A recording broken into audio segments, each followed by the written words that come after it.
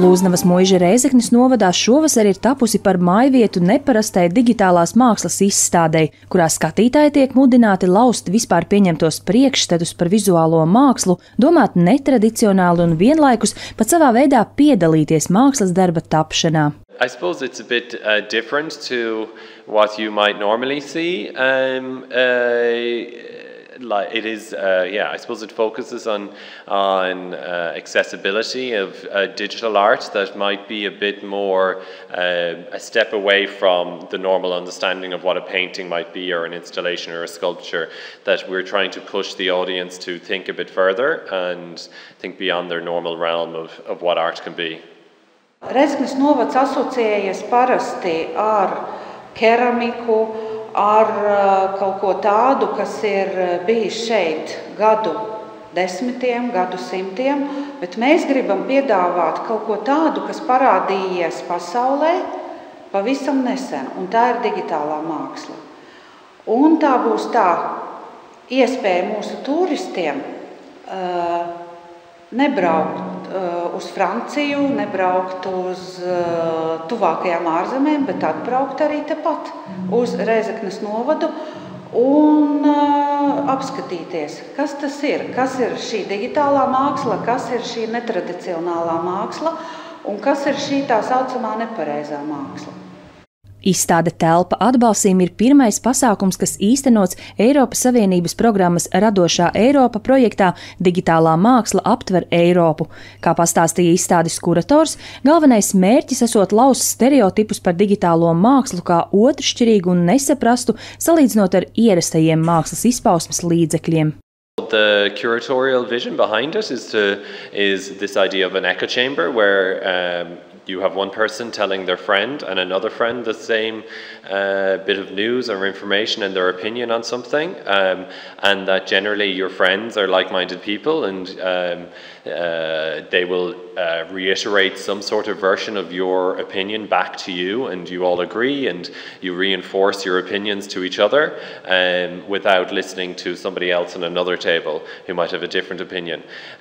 So using that kind of idea with digital art and trying to not just talk to each other but talk to outside people. Tā kā šis ir Latvijas, Īrijas un Francijas kopprojekts, izstādē piedalās 2 mākslinieki no katras iesaistītās valsts. Latviju pārstāv mākslinieces Rasa Šmite un Paula Vītola, kuras maģistrantūras studiju laikā aizsāktais darbs Gaismas tīkls pēta dažādas mūsdienu komunikācijas tehnoloģijas. Tas, ko jūs redzat, ir 2 datori, nosacīti datori, šīs mazās kastītes, un katrā kastītē iekšā ir mazs dators. Viņi sūta informāciju viens otram. Tātad vienā datorā jūs redzat fotogrāfiju, un tas ir dators ekrāns viņam. Tur redzam fotogrāfiju, un tas, kas notiek, ir šī fotogrāfija tiek sūtīta uz otru datoru, izmantojot lampiņu. Tad vienkārši lampiņa deg, tiek sūtīts balts piksels, lampiņa nedeg, tiek sūtīts melns. Un tieši tik vienkārši. Ja cilvēks iejaucas un iztraucē gaišā stara sūtīšanu, pieliekot priekšā roku, baltā pikseļa vietā tiek nosūtīts melns pikselis, tādējādi izmainot sākotnējo attēlu. Kā stāsta māksliniece, ar šo darbu viņa vēlējusies izskaidrot sarežģīto tehnoloģiju dabu. Lielākā daļa cilvēku nesaprot, kā darbojās internets. Tā tiek uztverta kā tāda maģija, kas vienkārši parādās mums, telefonā, datorā, kaut ko tālāk, bet kas tāds ir. Savukārt man pašai ir ļoti svarīgi, lai cilvēki saprot tomēr tās lietas, ko viņi iegādājas, ko viņi lieto, kas viņiem ir apkārt. Un tad šajā darbā es tā kā ļoti vienkāršā veidā parādu, kā tad īsti šis internets darbojās. Savukārt īru mākslinieka Ādama Gibnija darbs ir skaņas instalācija, kas analizē vietniekvārdu izmantošanu politiskajā un personiskajā saziņā sociālajā vietnē Twitter.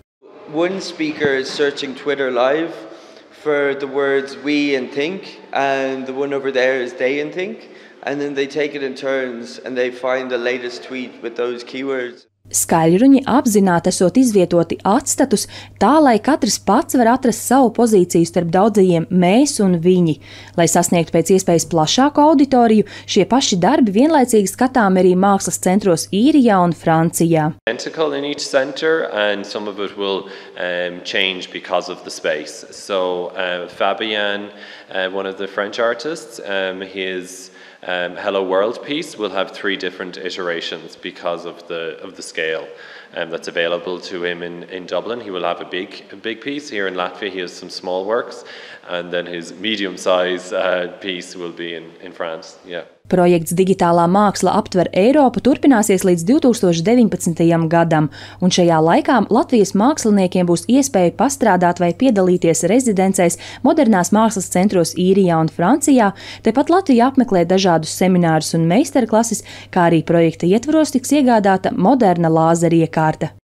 Līdz ar to mēs varēsim piedāvāt iedzīvotājiem, arī skolēniem, iespēju iet un pamācīties, kā strādāt ar digitālo mākslu un kā paskatīties uz pasauli varbūt no citas puses un kaut ko izveidot tādu, kas ir neparasts, kas jauns ir visiem, un tā būs arī iespēja izvietot šos produktus tepat Lūznavas muižā.